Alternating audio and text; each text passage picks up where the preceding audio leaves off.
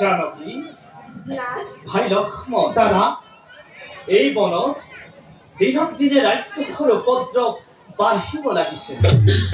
গতিকে এই বন ত্যাগ কৰি অন্য বনলৈ যোৱাৰ কথা চিন্তা কৰিছো। এই ক্ষেত্ৰত তোমালোকৰ মতামত কি দাদা? ভাই ভাল বেয়া সকলোবোৰ তোমাৰে বিচাৰ, তোমাৰ ইচ্ছাই মোৰ মতামত।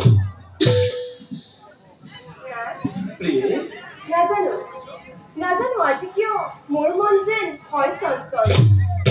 হ'ব নেকি বাৰু কিবা অমংগল?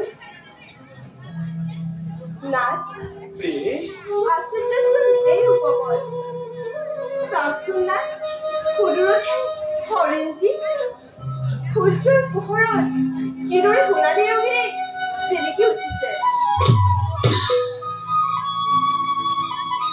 দাদা ভাই মোৰ হলে কিন্তু মায়াবী মজে নহলে জানো দেখা দিব আমাৰ সন্মুখত সোণালী ৰূপ লৈ? ভাই দাদা মোৰো একে অনুমান। ৰঘুমণি চাওকচোন কিদৰে আমাৰ ফালে চেউ ধৰি চাই আছে সেই মৃগই। চাওক না মোক সেই হৰিণটো আনি দিয়ক। দাদা নালাগে জানকী, লব সেই সুবৰ্ণ মৃগ।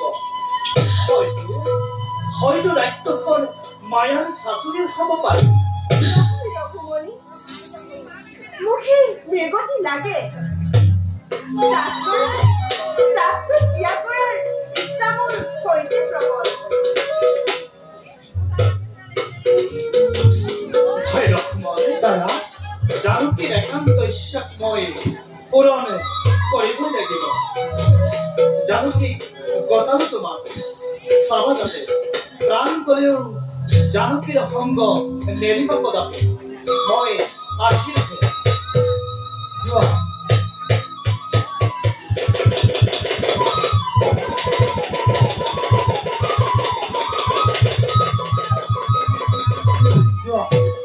যোৱা দাদা, তোমাৰ এই নিৰুধাৰ্য দেৱী বলা শান্তেৰে আমি কুটিৰত গৈ বিশ্ৰাম কৰোঁ।